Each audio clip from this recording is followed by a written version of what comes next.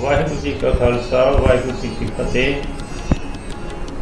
World Sikh parliament वालों ये बड़ा शलाघायोग कदम पुटिया गया है कि जिहड़े यूपी दे विच सिख परिवारां नूं यूपी की सरकार चाहे उत्थों के मुलाजम तंग कर रहे हैं, जिहड़ियां उन्हां दीयां ज़मीनां ने जिहड़ियां 1947 या 1948 49 तो उन्हां दे कब्जे च ने, उन्हां नूं दित्तियां गईयां ने ते वो बाहर रहे ने, उन्हां दे तो जोड़ा है उन्होंने धक्के ना चाहे गैर कानूनी तरीके ना कढ़ रहे हैं। ये बिल्कुल ठीक नहीं हैगा, क्योंकि उन्होंने जी जमीन है, जमीन के हक उन्होंने बन गए ने। कुछ जमीन उन्होंने जी है आदमी जोड़े मालक सन उन्होंने तो खरीदी है, तो जोड़े मालक सन उन्होंने जमीन जी है वो फॉरेस्ट एरिया किस तरह बन सकती है, अजीब जी गल है। तो दूजी गल है कि जो 1947 के परिवार सारे उजड़ के उत्थे गए ने, सरकार ने उन्होंने एक दफ़ा उत्थे रहन ली जमीन दी है, अपना वो खेती करके अपने परिवार पाल रहे हैं। तो हुण परिवारों के 2-2 3-3 परिवार बन गए हैं, छोटे छोटे जमीन के रकबे ने, उन्होंने इस तरह कटना जोड़ा है वो बहुत ही बेइंसाफी है।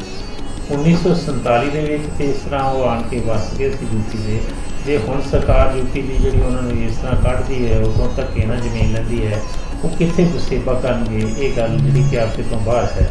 सो सरकार जी यूपी की है उन्होंने इस तरह की जी है गैर कानूनी हरकत नहीं करनी चाहिए। इस तरह जोड़े है पहले भी गुजरात के कुछ जो सिख परिवार जाके बसे ने, जिन्होंने जमीन दी गई है ठीक तरीके दी गई है, पिछले कई सदियों तो कई दहाकियां तो जी बाहर हैं, उन्होंने कोई जमीन खोने की कोशिश की है, मुकदमेबाजी है, झूठे केस बनाए जाते हैं।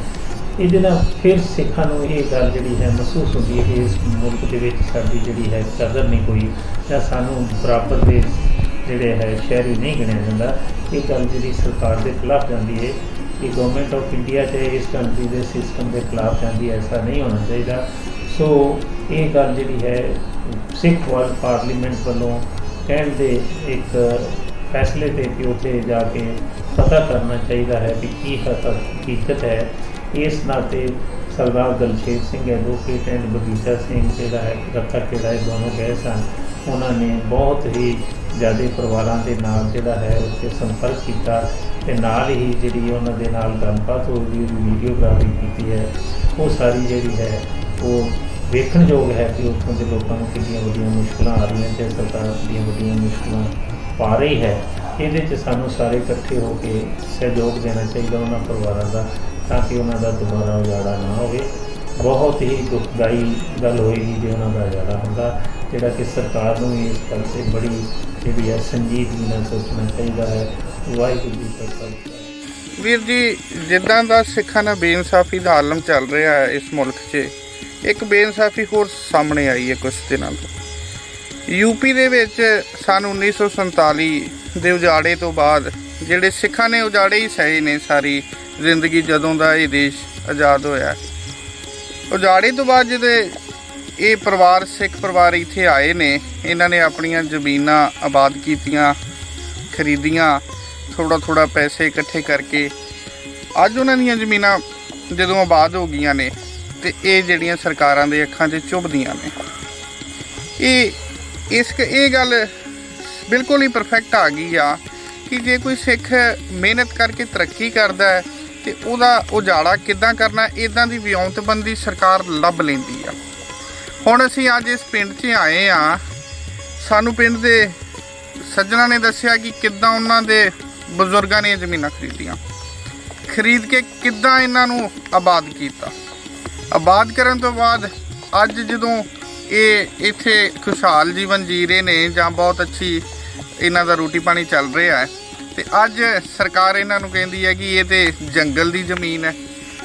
असी कानूनी तौर पर एक गल जो पिछोकड़ वेख्या इन्हां नाल गल कीती आ, जिहड़े इन्हां दे पेपर ने, पेपर दे विच ये गल सामने आई है कि ये रियासत की जमीन सी, जंगल तो कदी इत्थे हैगा ही नहीं सी।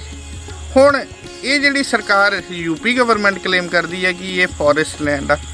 फॉरेस्ट मेरी सोच के मुताबिक जां मैनू जिन्ना को ज्ञान हैगा जां कानूनी तौर से जंगल की जमीन वो होंदी है जिथे दरख्त लगे होण, जंगली जानवर होण।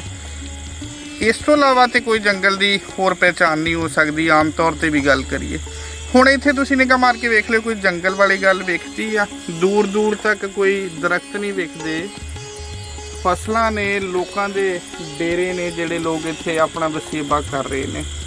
ਹੁਣ ਇਹਨੂੰ ਗੈਰ ਕਾਨੂੰਨੀ ਤੌਰ 'ਤੇ ਜੰਗਲ ਬਣਾ ਲੈਣਾ ਤੇ ਇਹਨਾਂ ਦੀਆਂ ਜ਼ਮੀਨਾਂ ਦੇ ਬਦੋ ਬਦੀ ਜੰਗਲ ਤੇ ਨਹੀਂ ਨਾ ਬਣਾਇਆ ਜਾ ਸਕਦਾ। ਇਸ ਕਰਕੇ ਅੱਜ ਅਸੀਂ ਵਰਲਡ ਸਿੱਖ ਪਾਰਲੀਮੈਂਟ ਵੱਲੋਂ ਸਾਡੀ ਡਿਊਟੀ ਲੱਗੀ ਆ। ਅਸੀਂ ਅੱਜ ਇਹਨਾਂ ਦੇ ਨਾਲ ਇਹ ਗੱਲ ਸਾਂਝੀ ਕਰਨ ਆਏ ਆ ਤੇ ਜਿੰਨੀ ਵੀ ਸਾਡੀ ਸਮਰੱਥਾ ਇਹਨਾਂ ਦੀ ਅਸੀਂ ਕੋਸ਼ਿਸ਼ ਕਰਕੇ ਪਹਿਲਾਂ ਤਾਂ ਜੀ ਵਰਲਡ ਸਿੱਖ ਦੀ ਆਈ ਹੋਈ ਟੀਮ ਨੂੰ ਪਾਰਲੀਮੈਂਟ ਤੋਂ ਦਾਸ ਗੁਰਮੀਤ ਸਿੰਘ ਰੰਧਾਵਾ ਵਿਧਾਨ ਸਭਾ ਅਧਿਆਇਸ਼ ਸਿੱਖ ਸੰਗਠਨ ਉੱਤਰ ਪ੍ਰਦੇਸ਼ ਉੱਤਰਾਖੰਡ ਵੱਲੋਂ ਅਤੇ ਆਪਣੀ ਇਹ ਸਿੱਖ ਸੰਗਤ ਵੱਲੋਂ ਵਾਹਿਗੁਰੂ ਜੀ ਕਾ ਖਾਲਸਾ ਵਾਹਿਗੁਰੂ ਜੀ ਕੀ ਫਤਿਹ ਅਤੇ ਜੀ ਆਇਆਂ ਕਹਿੰਦੇ ਹੋਏ, ਇਹ ਸਾਡੇ ਸਿੱਖ ਪਰਿਵਾਰ ਜੀ 1947 ਤੋਂ ਬਟਵਾਰੇ ਤੋਂ ਬਾਅਦ ਇੱਥੇ ਆਏ ਨੇ। ਇਹ ਸਿੰਘਾਹੀ ਸਟੇਟ ਦੀ ਰਾਜਾ ਪ੍ਰਤਾਪ ਵਿਕਰਮ ਸ਼ਾਹ ਦੀ ਜ਼ਮੀਨ ਸੀਗੀ। ਉਹਨਾਂ ਕੋਲ ਇਹਨਾਂ ਥੋੜ੍ਹਾ ਮਾਮਲਾ ਦੇ ਕੇ ਇਹ ਜ਼ਮੀਨਾਂ ਵਾਹੀਆਂ ਔਰ ਇਹਨਾਂ ਜ਼ਮੀਨਾਂ ਨੂੰ ਅੱਜ ਆਬਾਦ ਕੀਤਾ। ਉਹ ਆਪਣਾ ਇੱਕ ਖੁਸ਼ਹਾਲ ਜੀਵਨ ਬਤੀਤ ਕਰ ਰਿਹਾ ਆ। ਲੇਕਿਨ ਅੱਜ ਸਰਕਾਰਾਂ ਦੀ ਜਿਹੜੀ ਹੈਗੀ ਆ ਸਿੱਖਾਂ ਦੇ ਪ੍ਰਤੀ ਜਿਹੜੀ ਮਾਨਸਿਕਤਾ ਵਾ ਉਹ ਬਹੁਤ ਹੀ ਘਟੀਆ ਸੋਚ ਉਹਨਾਂ ਬਣਾ ਲਈ ਆ ਕਿ ਇਹਨਾਂ ਨੂੰ ਫਿਰ ਦੁਬਾਰਾ 1947 ਕਿਵੇਂ ਯਾਦ ਕਰਵਾਇਆ ਜਾਵੇ। ਕਿਉਂਕਿ ਜਦ 1998 ਦੇ ਵਿੱਚ ਵੀ ਬੀਜੇਪੀ ਸਰਕਾਰ ਆਈ ਸੀ, ਉਦੋਂ ਵੀ ਇਹਨਾਂ ਨੇ ਬਹੁਤ ਜ਼ਿਆਦਤੀਆਂ ਹੋਈਆਂ, ਮਕਾਨ ਤੋੜ ਦਿੱਤੇ ਗਏ, ਇਹਨਾਂ ਨੂੰ ਘਰੋਂ ਬਾਹਰ ਕੱਢ ਦਿੱਤਾ ਜਾਂ ਨਜਾਇਜ਼ ਇਹਨਾਂ ਦੇ ਉੱਤੇ ਕੇਸ ਪਾ ਕੇ ਗੈਂਗਸਟਰ ਲਾ ਕੇ NSA ਲਾ ਕੇ ਜੇਲ੍ਹਾਂ ਦੇ ਵਿੱਚ ਬੰਦ ਵੀ ਰਹੇ। ਉਹਨਾਂ ਅੱਜ ਵੀ ਆਪਣੇ ਉਹਨਾਂ ਦੇ ਕੇਸ ਚੱਲ ਰਹੇ ਨੇ। ਅੱਜ ਫਿਰ ਉਸੇ ਹੀ ਤਰ੍ਹਾਂ ਇਹਨਾਂ ਨੇ ਇਸੇ ਮੈਟਰ ਨੂੰ ਫਿਰ ਦੁਹਰਾਇਆ। ਅੱਜ ਸਰਕਾਰ ਫਿਰ ਉਸੇ ਹੀ ਤਰ੍ਹਾਂ ਉਹੀ ਵਿਹਾਰ ਕਰ ਰਹੀ ਆ ਔਰ ਇਹਨਾਂ ਸਿੱਖਾਂ ਨਾਲ ਜ਼ਿਆਦਤੀ ਹੋ ਰਹੀ ਆ। ਔਰ ਇੱਥੇ ਕਿਸੇ ਪ੍ਰਕਾਰ ਦਾ ਕੋਈ ਵੀ ਜੰਗਲੀ ਜਾਨਵਰ ਅਤੇ ਕਿਸੇ ਪ੍ਰਕਾਰ ਦਾ ਕੋਈ ਵੀ ਜੰਗਲ ਨਹੀਂ ਹੈ। ਅੱਜ ਸਿੱਖ ਸੰਗਠਨ ਦੁਆਰਾ ਸਰਦਾਰ ਜਸਵੀਰ ਸਿੰਘ ਵਿਰਕ ਜੋ ਪ੍ਰਦੇਸ਼ ਦੇ ਉੱਤਰਾਖੰਡ ਉੱਤਰ ਪ੍ਰਦੇਸ਼ ਦੇ ਨੇ ਔਰ ਇਹ ਸਾਰੇ ਹੀ ਆਪਣੀ ਟੀਮ ਸਿੱਖ ਸੰਗਠਨ ਦੀ ਜੋ ਵੀ ਜਿੱਥੇ ਕਮੇਟੀਆਂ ਸੀਗੀਆਂ ਉਹਨਾਂ ਪੂਰਾ ਅੱਜ ਜ਼ੋਰ ਲਾ ਕੇ ਇਸ ਨੂੰ ਰਾਸ਼ਟਰੀ ਰਾਸ਼ਟਰੀ ਲੈਵਲ 'ਤੇ ਪਹੁੰਚਾਇਆ। ਔਰ ਅੱਜ ਉਹਦਾ ਸਿੱਟਾ ਇਹ ਨਿਕਲਿਆ ਕਿ ਸਾਨੂੰ ਬੀਜੇਪੀ ਦੇ ਪ੍ਰਦੇਸ਼ ਅਧਿਕਸ਼ ਆਪਣੇ ਸੁਤੰਤਰ ਦੇਵ ਸਿੰਘ ਔਰ ਮੁੱਖ ਮੰਤਰੀ ਨਾਲ ਮਿਲਣ ਦਾ ਸਮੇਂ ਮਿਲਿਆ। ਆਪਣੀ ਅਸੀਂ ਗੱਲ ਵੀ ਦੱਸੀ ਆ, ਉੱਥੋਂ ਆਸ਼ਵਾਸਨ ਵੀ ਮਿਲਿਆ ਵਾ। ਹੁਣ ਅਗਲੇ ਟਾਈਮ ਸਾਨੂੰ ਪਤਾ ਲੱਗਦਾ ਵੀ ਕੰਮ ਕਿੰਨਾ ਕਰ ਰਹੀ ਆ। ਆਸ਼ਵਾਸਨ ਤਾਂ ਜ਼ਰੂਰ ਮਿਲਿਆ ਵਾ, ਲੇਕਿਨ ਸਾਡੀ ਕੋਸ਼ਿਸ਼ ਇਹ ਆ ਕਿ ਹਰ ਤਰੀਕੇ ਨਾਲ ਇਹਨਾਂ ਨੇ ਜਿਹੜੇ ਸਿੱਖ ਪਰਿਵਾਰ ਨੇ ਧੱਕਾ ਨਾ ਹੋਵੇ, ਉਹ ਆਪਣੀ ਜ਼ਮੀਨਾਂ ਦੇ ਵਿੱਚ ਆਰਾਮ ਨਾਲ ਆਪਣੀ ਰੋਜੀ ਰੋਜ਼ਗਾਰ ਕਰਨ, ਆਪਣੇ ਬੱਚਿਆਂ ਦਾ ਖੁਸ਼ਹਾਲ ਜੀਵਨ ਬਤੀਤ ਕਰਨ। ਇਹ ਸਾਰਾ ਸਾਡਾ ਲੈ ਕੇ ਮਿਸ਼ਨ ਸਾਡੇ ਸਿੱਖ ਸੰਗਠਨ ਦਾ ਔਰ ਸਾਡੀ ਅੱਜ ਇਹਨਾਂ ਨਾਲ ਸਾਰੇ ਭਰਾਵਾਂ ਦੇ ਨਾਲ ਸਹਿਮਤ ਮਤਲਬ ਅਸੀਂ ਇਹਨਾਂ ਨਾਲ ਐਗਰੀ ਹਾਂ ਕਿ ਹਰ ਤਰੀਕੇ ਨਾਲ ਜਿਹੜੀ ਵੀ ਇੱਥੇ ਤੇ ਕਾਨੂੰਨੀ ਕਾਰਵਾਈ ਕਰਨੀ ਅਸੀਂ ਇਹਨਾਂ ਨਾਲ। ਇਹ ਜਿਹੜਾ ਮਸਲਾ ਹੈ, ਸਾਡੇ ਪੁਰਾਣੇ ਬਜ਼ੁਰਗ ਜੋ ਵੀ 47 ਤੋਂ ਬਾਅਦ ਇੱਥੇ ਪਹੁੰਚੇ ਨੇ ਤੇ ਆਪਣੇ ਸਭ ਘਰ ਬਣਾ ਕੇ ਜ਼ਮੀਨਾਂ ਆਬਾਦ ਕਰਕੇ ਆਪਣਾ ਸਭ ਗੁਜ਼ਾਰਾ ਹੋ ਰਿਹਾ ਹੈ। ਉਸ ਤੋਂ ਬਾਅਦ ਸਨ 98 ਦੇ ਵਿੱਚ ਇਸੇ ਸਰਕਾਰ ਨੇ ਸਾਡੇ ਮਕਾਨ ਤੋੜ ਦਿੱਤੇ, ਸਾਡੀਆਂ ਜ਼ਮੀਨਾਂ ਵਾਹਤੀਆਂ। ਉਹਦੇ ਵਿੱਚ ਵੀ ਬਹੁਤ ਭੱਜ ਦੌੜ ਕੀਤੀ। ਅਜੇ ਤੱਕ ਮੁਕੱਦਮੇ ਸਾਡੇ ਤੇ ਚੱਲਣ ਰਹੇ ਨੇ, ਕੋਈ ਸਾਡੀ ਸੁਣਵਾਈ ਨਹੀਂ ਹੋਈ। ਹੁਣ ਅੱਜ ਫਿਰ ਇਹ 1 ਜੂਨ ਨੂੰ ਫਿਰ ਸਾਡੇ ਤੇ ਅਟੈਕ ਹੋ ਗਿਆ। 2 ਦਿਨ ਬੜੇ ਠੰਡੇ ਸੁਭਾਅ ਨਾਲ ਸੋਚਿਆ, ਅਧਿਕਾਰੀਆਂ ਨੂੰ ਮਿਲੇ ਕਿ ਕਿਉਂ ਹੋ ਰਿਹਾ, ਪਰ ਆਖਰੀ ਦੇ ਵਿੱਚ 3 ਤਰੀਕ ਨੂੰ ਕੁਝ ਉਹਨਾਂ ਨੇ ਪੱਧਰ ਕੀਤੇ, ਸਾਡੇ ਘਰਾਂ ਦੇ ਵਿੱਚ ਕੋਈ ਨਲਕੇ ਤੋੜੇ, ਕੁਝ ਘਰਾਂ ਦੇ ਵਿੱਚ ਨੁਕਸਾਨ ਕੀਤਾ, ਕੁਝ ਮੋਟਰਾਂ 1-2 ਖੋਲ੍ਹ ਕੇ ਲੁੱਟੀਆਂ ਲੱਟੀਆਂ ਗਈਆਂ। ਤੇ ਕ੍ਰੋਧ 'ਚ ਆ ਕੇ ਜਦ ਸਿੱਖਾਂ ਨੇ ਥੋੜ੍ਹਾ ਹੰਭਲਾ ਮਾਰਿਆ, ਕੋਈ ਝਗੜਾ ਨਹੀਂ ਹੋਣ ਦਿੱਤਾ ਤੇ ਸਭ ਛੱਡ ਕੇ ਭੱਜ ਗਏ। ਫਿਰ ਵੀ ਸਾਡੇ ਉੱਤੇ ਉਹਨਾਂ ਨੇ ਮੁਕੱਦਮੇ 35 ਆਦਮੀਆਂ ਦੇ ਨਾਮਜ਼ਦ ਔਰ ਕੁਝ अन्य ਆਦਮੀਆਂ 'ਤੇ ਮੁਕੱਦਮੇ ਦਰਜ ਕਰਨ ਦੀ ਭਾਵਨਾ ਬਣਾਈ। ਪਰ ਉਹਦੇ ਵਿੱਚ ਆ ਕੇ ਹੁਣ ਸਾਡਾ ਬਹੁਤ DM ਸਾਹਿਬ ਨੇ ਵੀ ਕਿਹਾ ਕਿ ਨਹੀਂ ਮੁਕੱਦਮੇ ਨਹੀਂ ਹੋਣ ਦਾਂਗੇ। ਪਰ ਸਾਡੀ ਜਿਹੜੀ ਸੁਣਵਾਈ ਆ ਅਜੇ ਬਹੁਤ ਪਿੱਛੇ ਆ, ਬਹੁਤ ਅਸੀਂ ਦੂਰ ਆ ਅਜੇ ਵੀ। ਸਾਰਿਆਂ ਦੇ ਮਨ ਜਿਹੜੇ ਆ ਉਹ ਅੱਜ ਸਹਿਮ ਰਹੇ ਨੇ ਕਿ ਅੱਗੋਂ ਸਾਡੇ ਤੇ ਕੀ ਹੋਵੇਗਾ, ਕਿਸ ਤਰ੍ਹਾਂ ਅਸੀਂ ਗੁਜ਼ਾਰਾ ਕਰ ਸਕਾਂਗੇ। ਇਸ ਤਰ੍ਹਾਂ ਜੀ ਜਦੋਂ ਪਾਕਿਸਤਾਨ ਦੀ ਵੰਡ ਹੋਈ, ਸਾਡੇ ਬਜ਼ੁਰਗ ਪਾਕਿਸਤਾਨ ਤੋਂ ਉੱਠ ਕੇ ਤੇ ਸਨ 50 ਅਤੇ 55 ਦੇ ਐਂਟਰ ਵਿੱਚ ਆਣ ਕੇ ਇੱਥੇ ਬੈਠੇ। ਸਾਨੂੰ ਮੌਕੇ ਦੀ ਸਰਕਾਰ ਨੇ ਇੱਥੇ ਬਿਠਾਇਆ ਕਿਉਂਕਿ ਆਪਣੀਆਂ ਜਾਇਦਾਦਾਂ ਸਭ ਕੁਝ ਉੱਥੋਂ ਛੱਡ ਕੇ ਉੱਜੜ ਕੇ ਪਰਿਵਾਰ ਇੱਥੇ ਆਏ। ਸਾਡੇ ਬਜ਼ੁਰਗ ਆਣ ਕੇ ਬੈਠੇ। ਉਸ ਤੋਂ ਉਪਰੰਤ ਲਗਭਗ ਸਾਨੂੰ ਇਹ 70 ਸਾਲ ਹੋ ਚੁੱਕੇ। ਹਾਂਜੀ, ਹੁਣ ਸਾਨੂੰ 1 ਜੂਨ ਤੋਂ ਕਾਫੀ ਫੌਜ ਲੈ ਕੇ ਫਰੈਸਟ ਮਹਿਕਮਾ ਤੇ ਆਣ ਕੇ ਸਾਡੇ ਨਾਲੀ ਇੱਥੇ ਖੁਦਣੀ ਚਾਲੂ ਕੀਤੀ। ਗੰਨਿਆਂ ਦੇ ਨੁਕਸਾਨ ਹੋਏ, ਲਗਭਗ ਘਰਾਂ ਵਿੱਚ ਵੀ ਤੋੜ ਫੋੜ ਕੀਤੀ ਗਈ। ਹਾਂਜੀ, ਔਰ ਸਾਡੀ ਹੱਥ ਬਣ ਕੇ ਇਹ ਅਪੀਲ ਆ ਸਿੱਖ ਸਮਾਜ ਨੂੰ ਔਰ ਹੋਰ ਸ਼ਖਸੀਅਤਾਂ ਨੂੰ ਕਿ ਸਾਡੀ ਵੱਧ ਚੜ੍ਹ ਕੇ ਹੈਲਪ ਕਰੇ। ਅਤੇ ਮਦਦ ਕੀਤੀ। ਇਹ ਅਸੀਂ ਸੰਨ 47 ਤੋਂ ਲੈ ਕੇ ਸਾਡੇ ਬਜ਼ੁਰਗ ਇੱਥੇ ਆਏ ਸੀ, ਉਦੋਂ ਤੋਂ ਇੱਥੇ ਖੇਤੀਬਾੜੀ ਕਰਦੇ ਆ, ਕਮ ਸੇ ਕਮ 60-70 ਸਾਲ ਹੋ ਗਏ ਆ ਤੇ ਖੇਤੀਬਾੜੀ ਕਰਦੇ ਰਹੇ ਆ। ਤੇ ਇਹ ਸਰਕਾਰ ਨੇ ਆਣ ਕੇ ਸੰਨ 98 ਵਿੱਚ ਵੀ ਘੱਟ ਫਸਲ ਸਭ ਤੋੜ ਦਿੱਤੇ ਸੀ, ਛੱਪੜ ਸਭ ਤੋੜ ਕੇ ਫਸਲਾਂ ਵਾਹ ਦਿੱਤੀਆਂ ਸੀ। ਫਿਰ ਬੜੀ ਮੁਸ਼ਕਲ ਨਾਲ ਭੱਜ ਨੱਸ ਕੇ ਉਦੋਂ ਕੋਈ ਥੋੜ੍ਹਾ ਬਹੁਤਾ ਸੁਲਝਿਆ ਤੇ ਬੈਠੇ। ਇਹਨਾਂ ਨੇ ਫਿਰ ਹੁਣ ਆਣ ਕੇ ਇਹੋ ਕੰਮ ਕੀਤਾ, ਗੰਨੇ ਵਾਹ ਦਿੱਤੇ, ਫਸਲਾਂ ਤੋੜਤੀਆਂ, ਘਰ ਝਾੜ ਕੇ ਨਲਕੇ ਤੋੜਤੇ, ਮੋਟਰਾਂ ਤੋੜਤੀਆਂ, ਬਹੁਤ ਵੱਡਾ ਨੁਕਸਾਨ ਕੀਤਾ। ਕਈਆਂ ਬੰਦਿਆਂ ਦੇ ਨਾਲ ਲੈ ਕੇ ਲੈ ਗਏ ਵੀ ਇਹਨਾਂ ਨੂੰ ਥਾਣੇ ਘੱਲ ਦਾਂਗੇ, ਜੇਲ੍ਹ ਘੱਲ ਦਾਂਗੇ। ਹੁਣ ਮਜਬੂਰੀ ਨਾਲ ਲੜਨਾ ਪਿਆ, ਫਸਲਾਂ ਵੇਚ ਕੇ ਨਹੀਂ ਜਰੇਗਾ ਕਿਸੇ ਕੋਲ, ਤੇ ਫਿਰ ਲੜਾਈ ਫਸਾਦ ਕਰਨਾ ਪਿਆ। ਤੇ ਇਹ ਗੱਲਬਾਤ ਇੰਨੀ ਕਿਰਪਾ ਕਰਕੇ 2-2 4-4 ਏਕੜ ਪੈਲੀ ਜਿੱਥੇ ਮਾਫੀਆ ਦੱਸ ਦਿੰਦੇ ਆ ਕਿ ਗਰੀਬ ਕੋ 3 ਏਕੜ ਆ, ਕਿਸੇ ਕੋ 5 ਏਕੜ ਆ, ਕਿਸੇ ਕੋ 4 ਏਕੜ ਆ, ਤੇ ਉੱਥੇ ਕਹਿੰਦੇ ਤੇ ਭੂ ਮਾਫੀਆ ਬੈਠੇ ਆ। ਉਹ ਇੱਥੇ ਕੋ ਟਾਈਮ ਪਾਸ ਕਰਨਾ ਮੁਸ਼ਕਲ ਹੁੰਦਾ, ਉਦੋਂ ਬਾਹਰ ਆ ਜਾਂਦੀ, ਫਸਲਾਂ ਰੁੜ ਜਾਂਦੀਆਂ ਸਾਰੀਆਂ। ਐਡੀ ਤਕੜੀ ਮੁਸੀਬਤ ਦੇ ਵਿੱਚ ਵੀ ਇਹਨਾਂ ਨੇ ਆਹ ਪਰੇਸ਼ਾਨੀ ਕਰਦੇ ਹੁਣ ਕਿ ਇਹਨਾਂ ਨੂੰ ਕੱਢ ਦਈਏ, ਤੋੜ ਦਈਏ, ਕਿੱਧਰ ਜਾਵਾਂਗੇ? ਕੋਈ ਸਾਡੇ ਕੋਲ ਥਾਂ ਹੈਗਾ, ਕੋਈ ਸ਼ੋਅ ਹੈ ਨਹੀਂ ਜਾਣ ਵਾਸਤੇ। ਇਹ ਸਾਡੇ ਨਾਲ ਅਸੀਂ ਸੰਨ 47 ਤੋਂ ਜਿਹੜੇ ਹੋਏ ਆ ਕਰਕੇ ਇੱਥੇ ਵਸੇ ਆ। ਜਦ ਕਿ ਸਾਡੇ ਬਜ਼ੁਰਗ ਉਹ ਬੀਤ ਚੁੱਕੇ ਨੇ, ਅਸੀਂ ਵੀ ਬਜ਼ੁਰਗ ਹੋ ਚੁੱਕੇ ਹਾਂ। ਅੱਗੋਂ ਤੋਂ ਸਾਡੀ ਚੌਥੀ ਪੀੜ੍ਹੀ ਚੱਲਣ ਰਹੀ ਹੈ। ਇੱਥੇ ਸਾਡੀ ਕੋਈ ਮਾਨਤਾ ਹੀ ਨਹੀਂ ਹੋ ਰਹੀ। ਸੰਨ 98 ਦੇ ਵਿੱਚ ਵੀ ਇਹ ਸਰਕਾਰ BJP ਆਈ, ਇਹਨੇ ਘਰ ਉਜਾੜੇ, ਬਰਬਾਦ ਕੀਤਾ, ਫਸਲਾਂ ਵਾਹੀਆਂ। ਹੁਣ ਵੀ BJP ਸਰਕਾਰ ਆਈ, ਇਸੇ ਤਰ੍ਹਾਂ ਹੀ ਇਹ ਹੁਣ ਆ ਕੇ ਇਹਨਾਂ ਨੇ ਹੱਲਾ ਬੋਲ ਕੇ ਨਾਲੀਆਂ ਖੋਦਣੀਆਂ ਚਾਲੂ ਕਰ ਦਿੱਤੀਆਂ, ਗੰਨੇ ਵਾਹ ਦਿੱਤੇ, ਨਲਕੇ ਤੋੜ ਦਿੱਤੇ, ਮੋਟਰਾਂ ਤੋੜ ਦਿੱਤੀਆਂ, ਪੱਖੇ ਤੋੜ ਦਿੱਤੇ, ਮਸ਼ੀਨਾਂ ਤੋੜ ਦਿੱਤੀਆਂ, ਜਾ ਕੇ ਕੁਝ ਪਰਿਵਾਰਾਂ ਨੂੰ ਕੁੱਟਿਆ ਵੀ ਗਿਆ। ਤੇ BJP ਸਰਕਾਰ ਜਦੋਂ ਵੀ ਆਉਂਦੀ ਹੈ ਤੇ ਇਸ ਜਨਤਾ ਨੂੰ ਪਰੇਸ਼ਾਨ ਕਰਦੀ ਹੈ। ਅੱਜ ਵੀ BJP ਸਰਕਾਰ ਨੇ ਹੱਲਾ ਦੁਬਾਰੇ ਬੋਲਿਆ, ਸੰਨ 98 ਤੋਂ ਬੋਲਿਆ ਔਰ ਦੁਬਾਰੇ ਹੁਣ 2020 ਦੇ ਵਿੱਚ ਬੋਲ ਦਿੱਤਾ ਹੈ। ਅਸੀਂ ਜੀ ਇੱਥੇ ਸੰਨ 1957 ਚ ਆ ਗਏ ਸੀ। ਪਹਿਲੇ ਸਾਡੇ ਪਿਤਾ ਜੀ ਆਏ, ਉਹ ਖਤਮ ਹੋ ਗਏ, ਉਹਦੇ ਬਾਅਦ ਸਾਡਾ ਪਰਿਵਾਰ ਚੱਲਿਆ। ਤੇ ਸੰਨ 1998 ਵਿੱਚ ਸਾਡੇ ਨਾਲ ਇੱਕ ਵਾਰ ਹਾਦਸਾ ਕੀਤਾ BJP ਸਰਕਾਰ ਨੇ।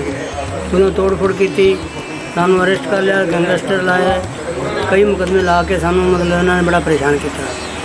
ਬੜੀ ਮੁਸ਼ਕਿਲ ਨਾਲ ਫਿਰ ਦੁਬਾਰਾ ਕੋਈ ਕਾਬਜ਼ ਹੋ ਪਾਏ। ਹੁਣ ਆ ਕੇ ਭਾਰਤੀ ਜਨਤਾ ਪਾਰਟੀ ਨੇ ਫਿਰ ਆ ਕੇ ਇਹ ਪੱਧਰ ਕੀਤਾ ਹੈ, ਜ਼ਮੀਨਾਂ ਖਾਲੀ ਕਰਾਉਣ ਦੀ ਕੋਸ਼ਿਸ਼ ਕੀਤੀ ਗਈ ਹੈ, ਘਰ ਤੋੜੇ ਗਏ। ਸਾਡੇ ਇੱਥੇ ਮੇਲੇ ਦੇ ਸੱਟੇ ਚੱਲਦੇ ਆ, ਬਿਜਲੀ ਦੀਆਂ ਮੋਟਰਾਂ ਲੱਗੀਆਂ ਨੇ, ਤੇ ਘਰ-ਬਾਰ ਬਣੇ ਆ ਪੱਕੇ, ਆਵਾਸ ਮਿਲੇ ਨੇ, ਪਾਣੀ ਟੰਕੀ ਦਾ ਮਿਲਦਾ, ਸਾਨੂੰ ਸਰਕਾਰੀ ਪਾਣੀ ਮਿਲਦਾ ਹੈ, ਜਿੰਦੇ ਅਸੀਂ ਬਿੱਲ ਵੀ ਦੇ ਰਹੇ ਹਾਂ। ਤੇ ਸਰਕਾਰ ਸਾਡੇ ਨਾਲ ਧੱਕਾ ਕਰਦੀ ਹੈ। ਸਾਡੀ ਸਭ ਸਿੱਖ ਸੰਗਤਾਂ ਨਾਲ ਬੇਨਤੀ ਹੈ ਕਿ ਸਾਡੀ ਵੱਧ ਤੋਂ ਵੱਧ ਮਦਦ ਕੀਤੀ ਜਾਵੇ। ਇਹ ਸਰਕਾਰ ਜਿਹੜੇ ਇੱਥੋਂ ਦੇ ਠਾਰੂ ਬੈਠੇ ਨੇ, ਉਹਨਾਂ ਦੇ ਪੱਟੇ ਵੀ ਬਣਾ ਰਹੇ ਨੇ, ਲੇਕਿਨ ਸਾਨੂੰ ਕਿਸੇ ਗਿਣਤੀ ਨਹੀਂ ਲਿਖ ਰਹੇ। ਸਾਨੂੰ ਬਾਰ-ਬਾਰ ਪਰੇਸ਼ਾਨ ਕੀਤਾ ਜਾਂਦਾ ਹੈ। 2017 ਦੇ ਵਿੱਚ SDM ਔਰ ਦੋਵੇਂ ਮਿਲੀ ਭਗਤ ਬਿਨਾਂ ਨੋਟਿਸ ਤੋਂ, ਇੱਕ SDM ਤੇ DFO, ਨਹੀਂ ਰੇਂਜਰ DOFO ਵੀ ਆਈ ਸੀ।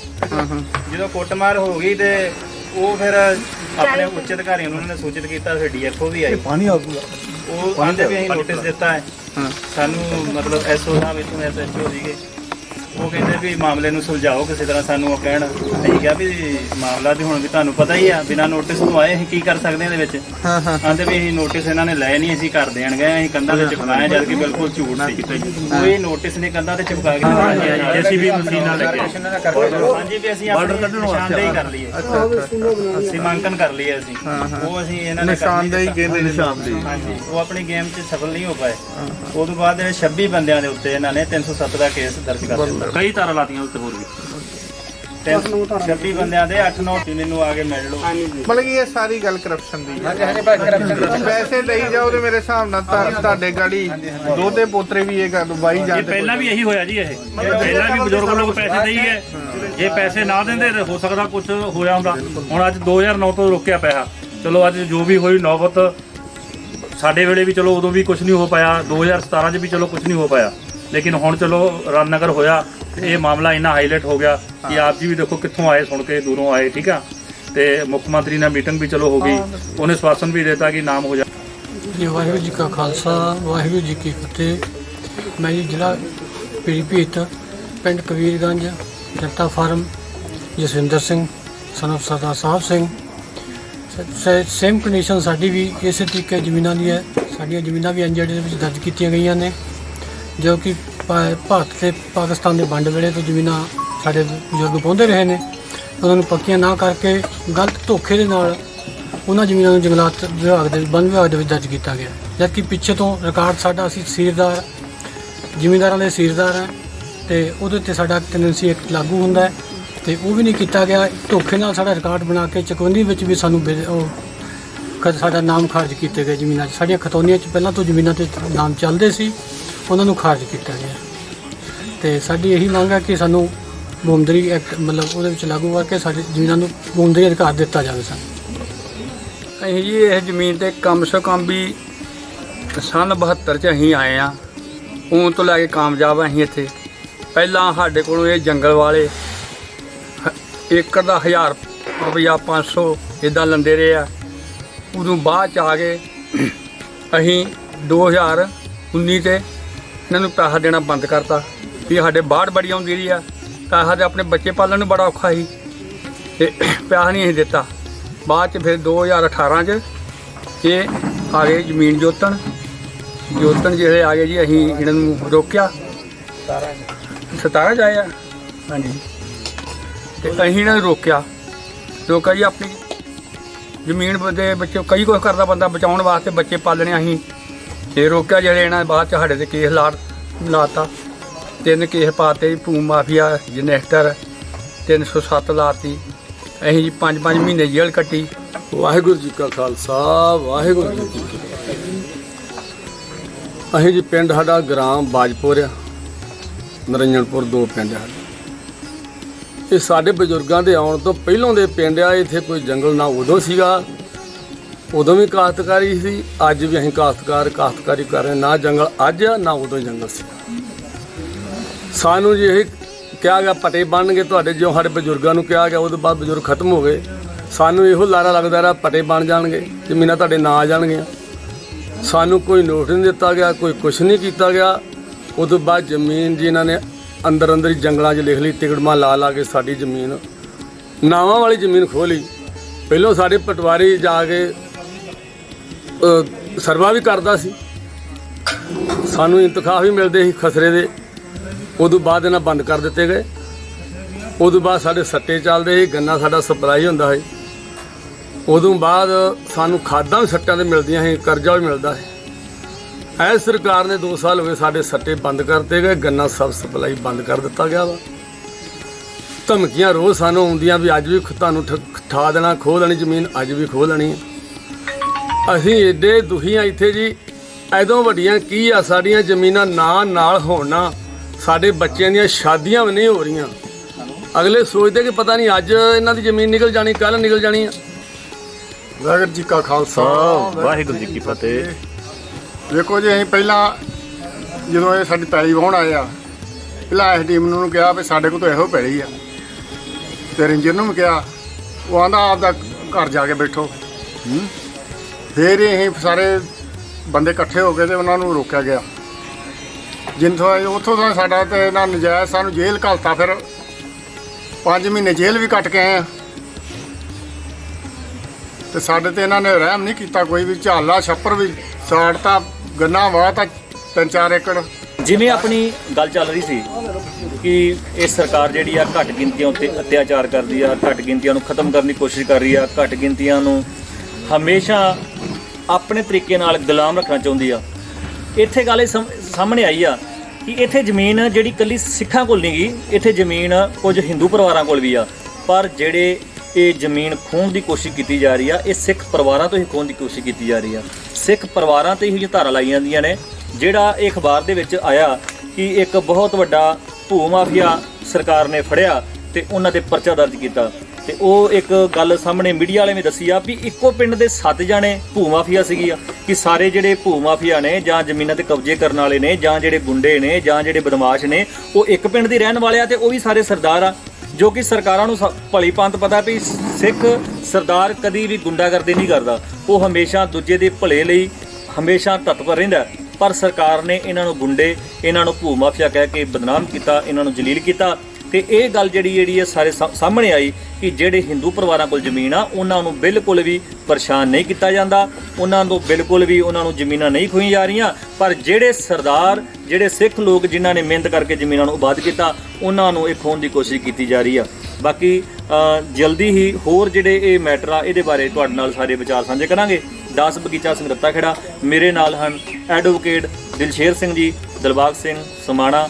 ਵਾਹਿਗੁਰੂ ਜੀ ਕਾ ਖਾਲਸਾ, ਵਾਹਿਗੁਰੂ ਜੀ ਕੀ ਫਤਿਹ। ਦੇਖੋ, ਜਿਹੜਾ ਯੂਪੀ ਦੇ ਵਿੱਚ ਜਿਸ ਤਰੀਕੇ ਨਾਲ ਸਿੱਖਾਂ ਨੂੰ ਉਜਾੜਿਆ ਜਾ ਰਿਹਾ, ਕਾਨੂੰਨੀ ਤੌਰ ਤੇ ਉਹਨਾਂ ਦਾ ਹੱਕ ਆ ਔਰ ਉਹਨਾਂ ਦਾ ਉਸ ਦੇ ਉੱਤੇ ਮਲਕੀਅਤ ਆ। 60-70 ਸਾਲ ਤੋਂ ਉਹ ਉਹਨਾਂ ਜ਼ਮੀਨਾਂ ਨੂੰ ਵਾਹ ਰਹੇ ਆ, ਉੱਥੇ ਉਹਨਾਂ ਦਾ ਰੁਜ਼ਗਾਰ ਆ, ਉੱਥੇ ਉਹਨਾਂ ਦੀ ਐਗਜ਼ਿਸਟੈਂਸ ਆ। ਪਰ ਧੱਕੇ ਨਾਲ, ਕਿਉਂਕਿ ਸਿੱਖਾਂ ਦੇ ਖਿਲਾਫ ਇਸ ਕਿਸਮ ਦਾ ਪ੍ਰੈਜੁਡਿਸ ਆ ਇਸ ਮੁਲਕ ਦੇ ਵਿੱਚ ਕਿ ਉਹਨਾਂ ਨੂੰ ਉਜਾੜ ਦਿਓ, ਉਹਨਾਂ ਨੂੰ ਉਖਾੜ ਦਿਓ, ਉਹਨਾਂ ਦੀ ਮਤਲਬ ਜਿਹੜੀ ਰੋਜ਼ੀ ਰੋਟੀ ਤੋਂ ਵੀ ਮਤਲਬ ਮੁਨਕਰ ਕਰ ਦਿਓ। ਤਾਂ ਇਹ ਉਸ ਪਾਲਿਸੀ ਦਾ ਪਾਰਟ ਹੈ।